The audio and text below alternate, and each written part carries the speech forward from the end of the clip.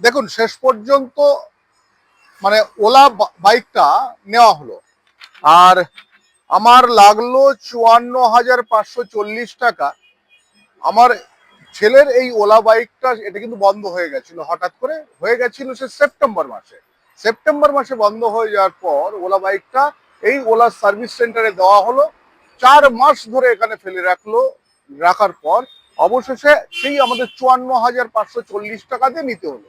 অর্থাৎ এরা প্রথমে বিভিন্ন ধরনের এই প্ল্যান ওই প্ল্যান এগুলো করায়। আর যেহেতু নির্দিষ্ট সময়ের মধ্যে হয়ে গেছে, আমি যতটুকু জানি যে 2 বছর যেখানে হয়নি, ওয়ারেন্টি পিরিয়ডের মধ্যে আছে, সেখানে কিন্তু ব্যাটারিটা চেঞ্জ হওয়ার কথা। বিভিন্নভাবে এদিক ওদিক বুঝিয়ে আমাদের কাছ থেকে অবশেষে টাকাটা নেওয়া হলো, ব্যাটারিটা নেওয়া হলো। ব্যাটারিটা যেভাবে আমাদেরকে দিল। তবে যারা এই মুহূর্তে আপনারা ওলা ব্যবহার করছেন, তারা নিঃসন্দেহে একবার ভাববেন যে ওলার বাইক কিংবা ওলার স্কুটি নেওয়ার আগে আপনারা কিন্তু ঠিকঠাক করে ভাববেন। প্রায় 1,60,000 টাকা পড়েছে 1 বছরের কিছু আগে। 4 মাস এখানে পড়ে রয়েছিল, তারপর অবশেষে ব্যাটারিটা আমরা চেঞ্জ করতে বাধ্য হলাম, কারণ এটি হচ্ছে আমার ছেলের খুব প্রয়োজনীয় জিনিস। তাহলে প্রত্যেকেই কিন্তু প্রয়োজনের জন্য আপনারা কিনছেন ওলা।